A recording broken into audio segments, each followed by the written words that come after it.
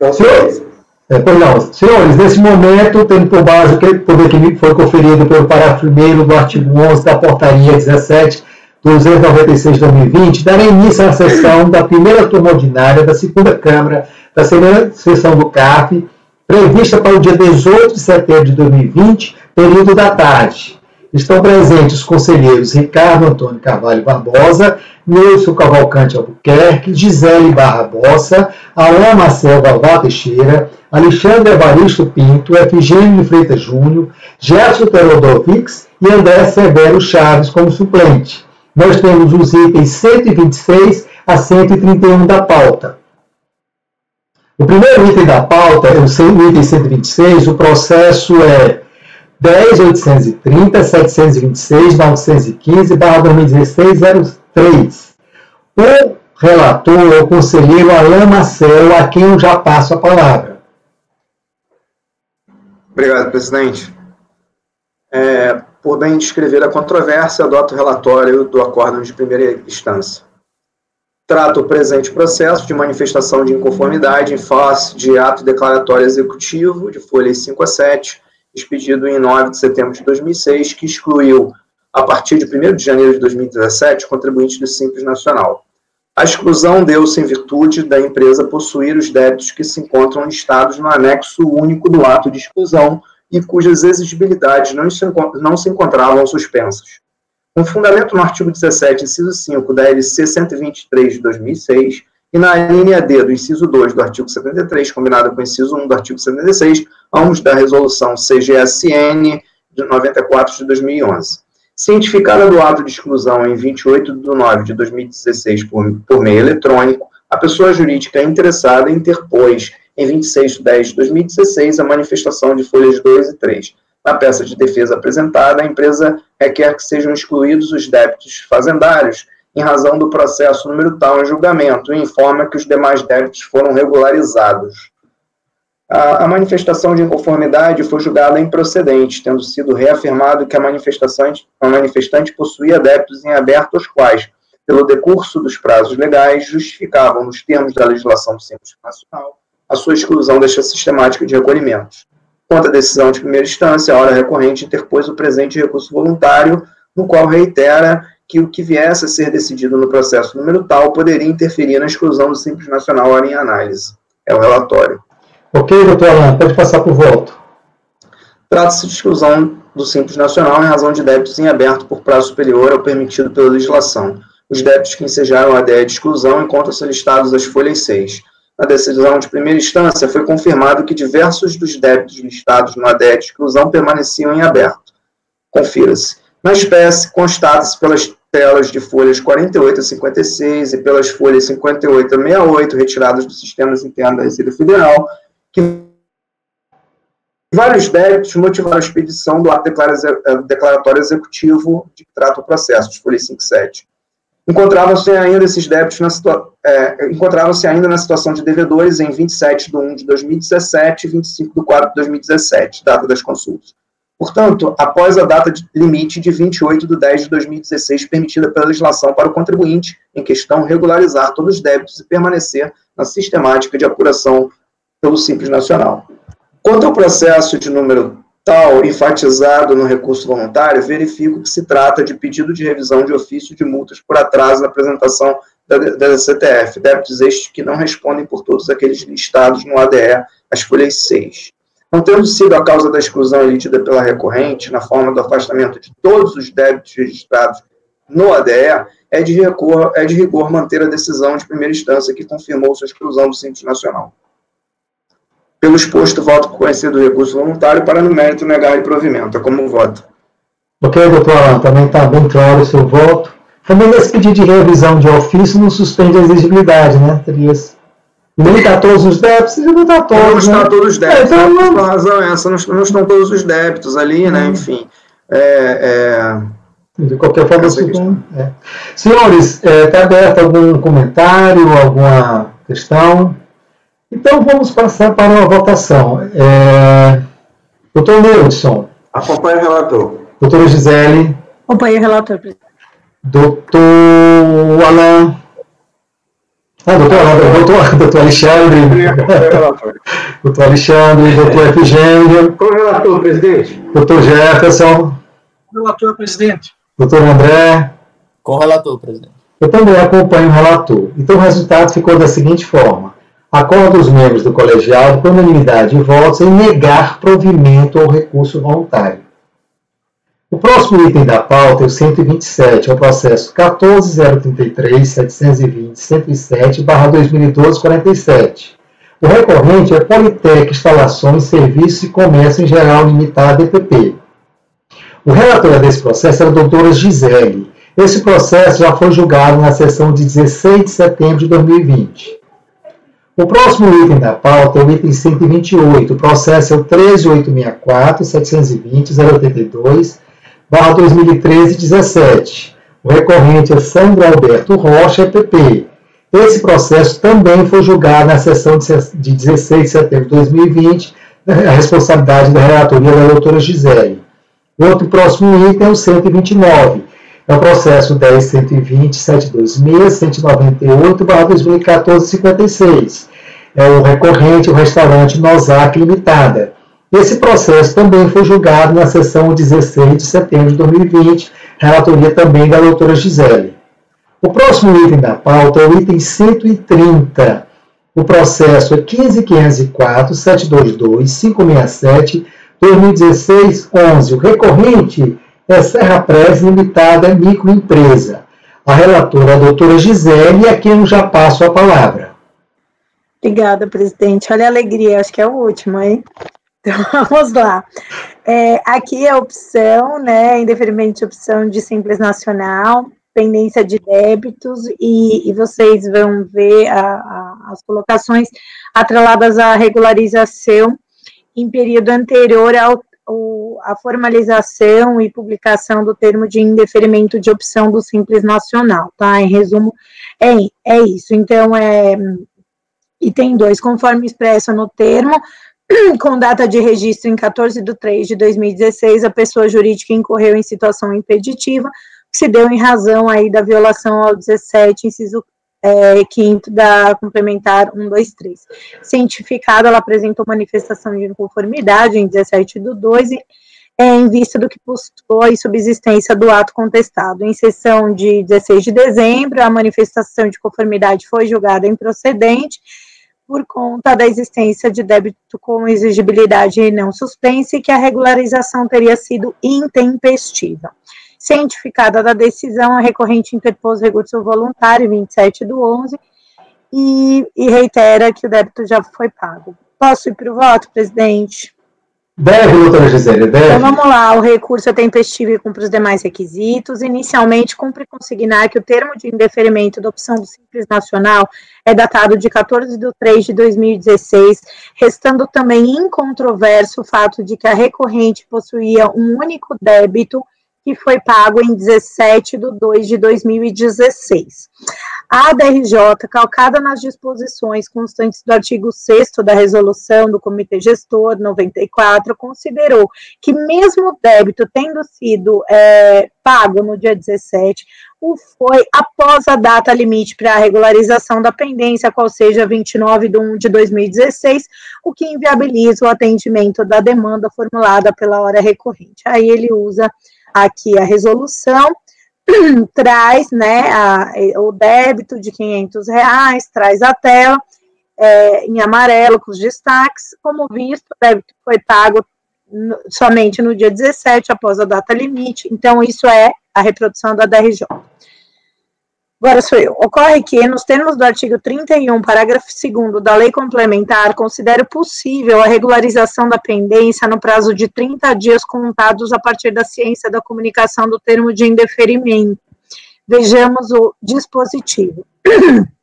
Em que pese o caput do dispositivo faça menção à ciência da comunicação da exclusão do regime, traz expressa referência às hipóteses do inciso 5 e 16 do caput do artigo 17 da mesma lei. Então, aí vem postulo débito, e é justamente no inciso 5º, acima transcrito, que está fundamentado o termo de indeferimento objeto da manifestação de inconformidade. Confira-se. Então, aqui só para mostrar, né, que foi 14/3, e aqui também a fundamentação com base aí no inciso 5º também, tá? Bom, no mais, há relevantes precedentes desse CARF que admitem a extensão da regra do artigo 31, parágrafo 2º, considerando a possibilidade de regularização no prazo de 30 dias para apresentação da manifestação de inconformidade, também nos casos de indeferimento da opção motivada pela existência de débitos sem exigibilidade suspensa. Desculpe. Nesse sentido, vale referenciar os acórdãos abaixo. Então, tem de relatoria do conselheiro Ricardo Gregório, de relatoria também da Edeli e do Benedito Celso. Vejam que o recolhimento realizado em 17/2 ocorreu, inclusive, em momento anterior ao termo de indeferimento, datado de 14/3. Por fim, então, isso a consignar que, além das disposições da lei complementar se sobreporem e orientarem, inclusive, a resolução, converge com os valores atrelados à promoção do desenvolvimento. Eu não estou julgando aqui condicionalidade, claro, só estou falando de valores. Diante do exposto, voto no sentido de conhecer do recurso voluntário e no mérito da-lhe provimento. É como voto. Ok, doutora Gisele, nesse caso eu sei que há divergência, eu só apenas acho o seguinte, o voto da doutora Edeli não é esse caso, não, ela reconhece no caso que há erro. Eu também tenho casos que eu admito, tá entendendo? Mas não por considerar que aquele prazo que vale para a exclusão do Simples Nacional vale para o deferimento da opção. Eu não concordo nesse respeito, o senhor citou, existe algumas. O voto da Edeli, que eu conheço, não é desse, ela considera quando há um erro. Eu apresentei alguns processos. Eu vou até olhar, então, presidente, qualquer coisa eu excluo, mas essa tese que eu coloco... Não, eu sei que existe essa tese, tá entendendo? Eu estou dizendo que eu acho que o voto da Edeli não é esse. Eu já me externei aqui nesse sentido, eu considero o seguinte, às vezes eu acho possível, quando houve um erro que justificava na data do pagamento de 31 de janeiro. Agora, eu, pessoalmente, eu não aceito a tese que aquela regra dos 30 dias da exclusão vale para a inclusão, porque por falta de previsão legal, tá certo? Respeito, claro, se eu voto, há uma linha de raciocínio, tá entendendo?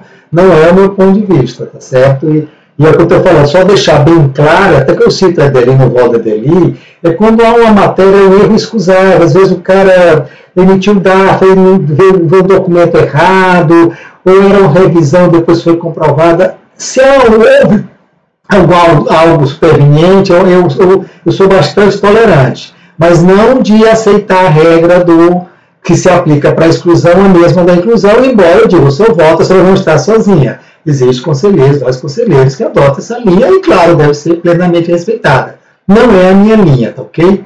Senhores, alguém quer debater? Alguém ou já quer votar? Eu vou até excluir, eu vou até confirmar, tá, presidente? Pode confirmar. Mas o do Rodrigo e o do Benedito eu não tenho... Não existe. Que se enquadram perfeitamente. Quem eu acho que defende essa tese, até peguei um recentemente da Câmara Superior, a Edeli defende no caso de algum erro, como é que ela fala aqui, ó, o erro no recolhimento, tá entendendo? O erro no recolhimento ela aceita, mas não para mudar o prazo. Mas tem uma outra conselheira da Câmara Superior, que é aqui dos contribuintes, qual é o nome dela? Tem um livro até de prova, de... É que é a Lívia? Não sei. A Lívia. A conselheira Lívia, ela adota essa sua tese também, tá entendendo? De adotar o prazo de exclusão de 30 dias para o pedido de inclusão. E o voto que eu tenho é o voto da conselheira Lívia nesse sentido. A conselheira Edeli, ela faz o voto vencedor, mas ela aceitou não por essa tese, ela aceitou por um outro problema, tá entendendo? Mas, sim, claro, é como eu digo, há um respeito, porque eu entendo e respeito o seu raciocínio, como a doutora Lívia de Carlos Germano, né, ela tem votos nesse sentido. Senhor, o doutor Alain pediu a palavra, eu vou passar a palavra para o doutor Alain. Obrigado, presidente. É porque essa questão eu não me recordo de tê-la enfrentado exatamente aqui. Eu acho que não, viu, Alan? Por acaso, eu até procurei, eu acho que não. Nós não enfrentamos aqui, ela é nova para mim, eu vi que o Ricardo entendeu logo rapidamente. Então, o Ricardo parece que entende bem, né, Ricardo? Não, que eu entendo bem. Se você se lembrar da sessão passada, Eu sou até tolerante, se eu procurar alguma identificação de algum erro, tá entendendo? Eu sou até tolerante de aceitar dentro de uma linha do voto da DELI que eu citei. Mas não porque eu dou um novo prazo, isso eu não aceito. Porque essa regra está prevista na lei para a exclusão do simples. Eu não entendo que ela é extensível para o pedido de indeferimento. Então, isso eu realmente não concordo, tá entendendo? Essa é a linha da doutora Gisele, como tem vários conselheiros, eles estão adotando essa linha interpretativa extensiva. Essa linha eu não concordo. Isso também na minha cabeça, porque quando eu fui apresentar o processo da sessão passada, eu até, não sei se se lembra, como ele houve um erro no pagamento, depois ele conseguiu corrigir, eu procurei ao máximo tentar entender a situação do contribuinte, mas que isso dentro da legalidade. Só que eu não concordo de aplicar a regra da exclusão, tá ok? É isso aí, doutora. Basicamente é essa situação configurada. Entendido. Obrigado, presidente. Doutora Gisele pediu a palavra novamente, está com a senhora. Um pormenor é que, normalmente, no termo de indeferimento, eles fazem menção ao artigo 17, inciso 5º. Esse artigo 17, inciso 5º, tem como caput a questão da exclusão, não da opção.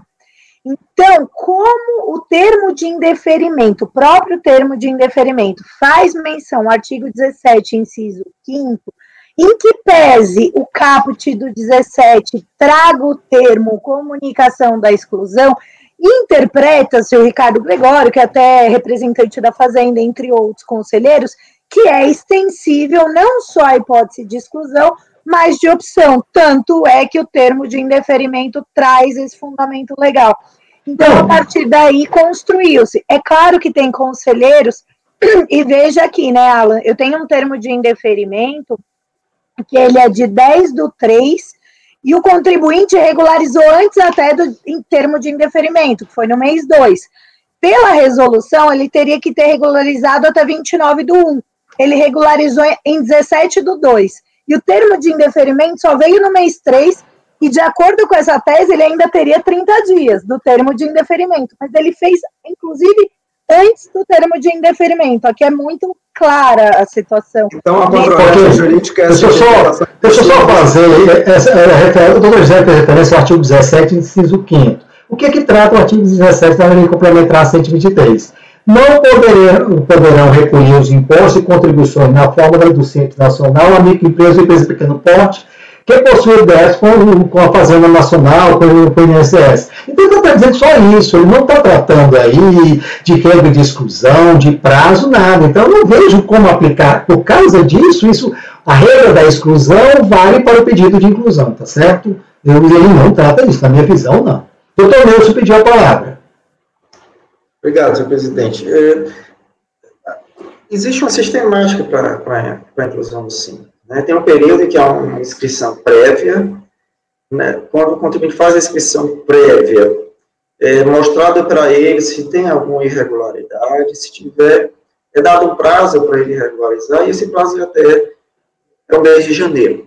Né? A inscrição prévia começa em dezembro, e ele tem até janeiro para regularizar. Então, é dado um prazo para ele. Né? Tem toda uma sistemática, e eu acho que a gente tem que honrar essa sistemática, a gente tem que conservar essa sistemática. Qualquer exceção a essa sistemática tem que ser algo pontual, fundamentado, baseado em uma situação concreta muito específica. Nesse processo que o Ricardo citou, qual era a situação específica? Ele regularizou em janeiro, certo? E ele não, que era a questão, a alteração do CNAE lá no contrato social, né? E ele deu entrada em janeiro, 20 e poucos de janeiro. Só que ele achava que tinha que esperar ter o resultado para poder fazer a inscrição definitiva do Simples. E quando saiu o resultado, já era 1º de fevereiro, um dia depois da data limite. Então, veja que é uma situação bem excepcional. Ele regularizou dentro do prazo, só que o resultado só chegou um dia depois do prazo. E, por erro, ele já poderia ter feito a inscrição já assim que entrou com o pedido de regularização, mudança aqui lá. Então, é uma situação muito específica, né?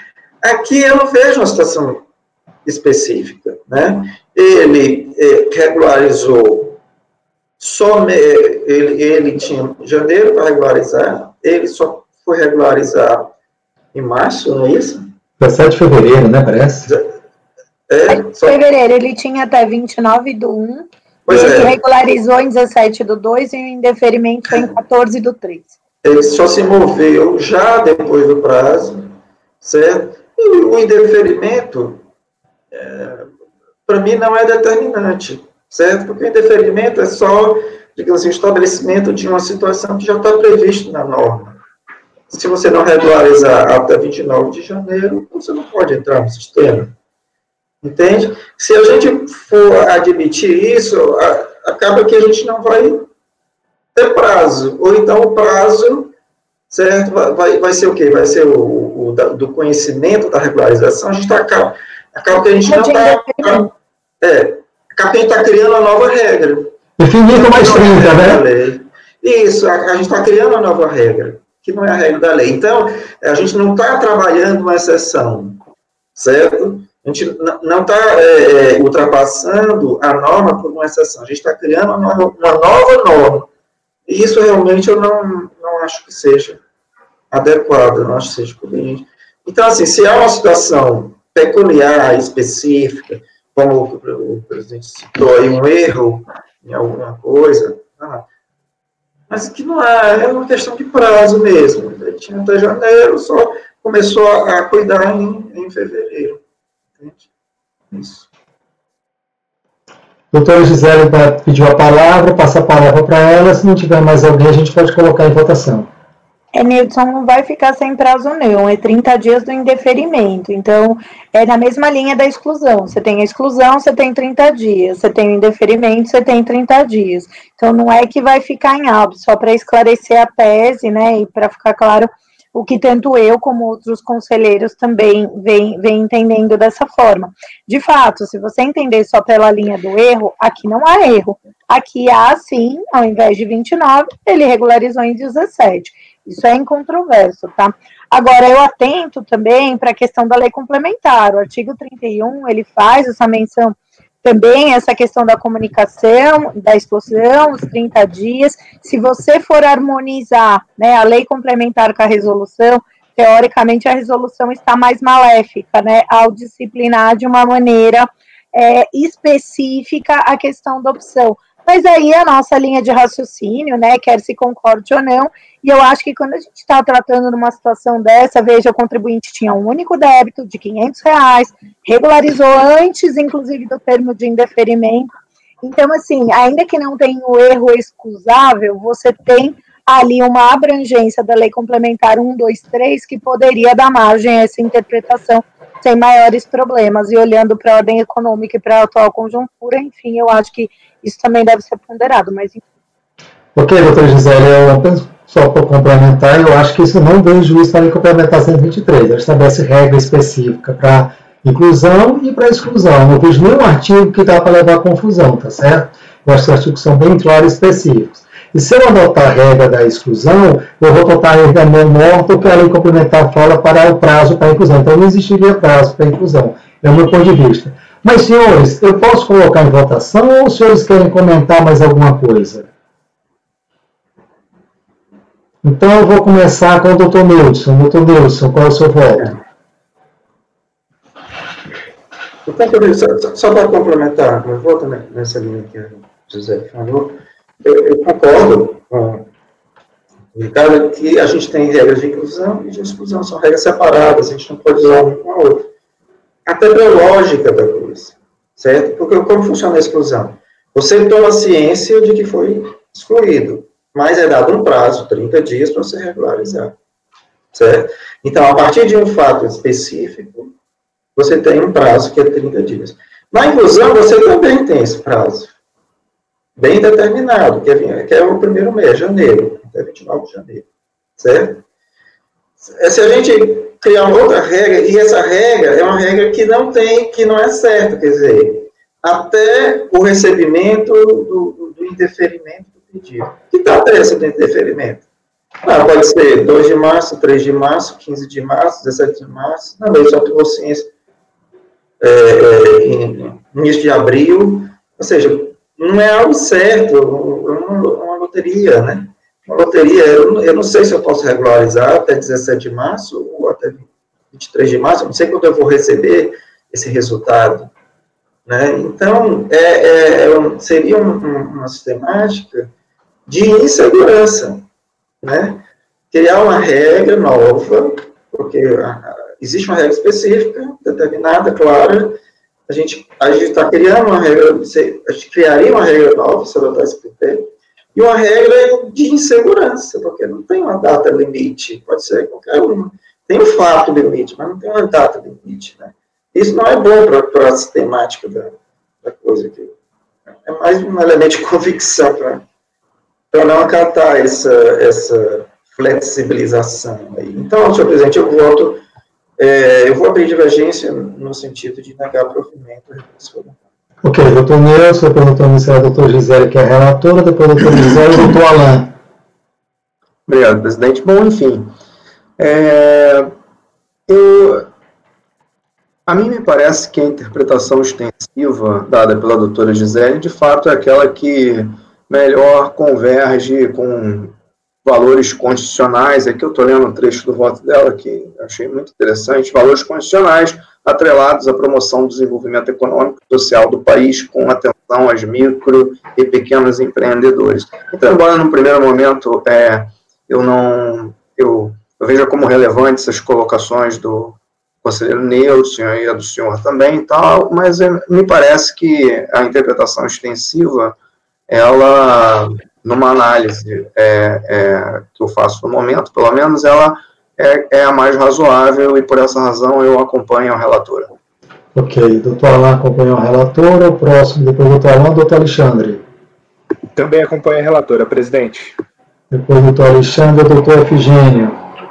Presidente, embora o Simples Nacional há uma divergência, né, se é benefício fiscal, se não é e tal, mas na prática ele acaba funcionando.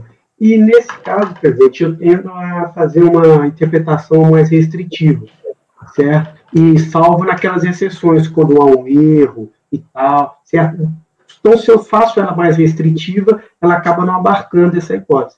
Então, peço bem, né, relatora, mas eu acompanho a divergência, presidente. Ok, doutor Efigênio, doutor Jefferson.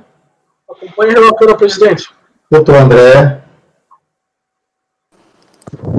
Presidente, eu não tinha conhecimento dessa divergência, assim, até nos meus votos eu costumo fazer uma distinção bem clara do termo de indeferimento, do ato declaratório de exclusão, mas achei realmente interessante a tese da conselheira, e analisando toda a conjuntura do processo, eu vou acompanhar a relatora. Perfeito, eu vou acompanhar a divergência, tá certo? E vejam bem que vocês estão decidindo, viu? Não mais respeito o voto de todos, eu não concordo, e não concordo fortemente, tá entendendo? Eu acho que a gente está ferindo a letra de uma lei para dar uma regra de outra lei. Eu não vejo nada na lei complementar 123 que possa dar essa interpretação extensiva. É claro, respeito o voto de todos, eu já fui voto vencido e muitos votos vencidos aqui, mas esse é o caso que eu digo, é um voto vencido numa situação que eu diria, os senhores podem até rever depois, dê uma analisada com calma nesse caso, que é que os senhores estão decidindo nessa situação. Eu tenho uma forte divergência nessa situação, mas respeito demais o colegiado, é soberano. Então, ficou da seguinte forma: acordam os membros do colegiado, por maioria de votos, em dar provimento ao recurso voluntário, vencidos os conselheiros Neudson, Ricardo e Efigênio, que propugnaram no sentido de negar provimento. Senhores, o próximo item da pauta é o item 131, o processo é 10.280.748/2012-33, recorrente a Sugar Wesley Limitada, microempresa. Esse processo já foi votado na sessão de 16 de setembro de 2020 e eu fui o relator, tá ok? Desta forma, gente, com isso nós concluímos a pauta de todos os processos das sessões de setembro. E eu declaro, nesse momento, encerrada a sessão. Peço ao doutor Neuso que, nesse momento, também encerre a gravação.